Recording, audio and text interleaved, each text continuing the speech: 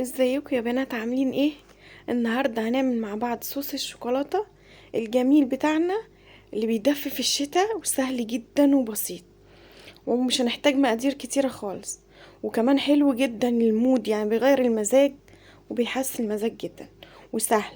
هنعمل معانا الصوص، محتاجين كوبايه من الكاكاو وكوبايه من السمنه، كوبايه يعني فنجان صغير مش كتير، وفنجان من زيت جوز الهند لو موجود ما عندك مفيش مشكلة، زيت عادي من البيت، زيت عباد، اي زيت موجود عندك مفيش مشكلة، بينفع برضو، بس هو بيبقى احلى بزيت جوز الهند. وهنحتاج كوباية من السكر وكوباية من اللبن، اي لبن بقى عندك موجود، لبن بودر مفيش مشكلة. لو السكر عندك في سكر مطحون مفيش مشكلة، مفيش سكر مطحون سكر عادي برضو مش مشكلة. هو سهل جدا ومش هياخد معانا وقت، وكمان هيطلع لنا كمية مناسبة من الشوكولاتة. هنحط اللبن، هنضيف بقى في الكبة بتاعتنا، هنضيف اللبن وبعد كده نحط عليه السكر، وهنحط عليه فنجان من الكاكاو، مش محتاجين كاكاو كتير، وهنضيف عليه زيت جوز الهند، بنجيبه من عند اي عطار، والايه وفنجان السمنة، يعني فنجان من زيت جوز الهند وفنجان من السمنة، سمنة زبدة اي مادة دهنية موجودة عندك. وبعدين هنشغل الكبة بتاعتنا خالص، هنشغلها وهنضربها.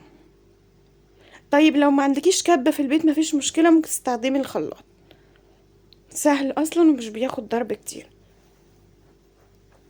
يا دوبك بس بنمزج السكر معاه.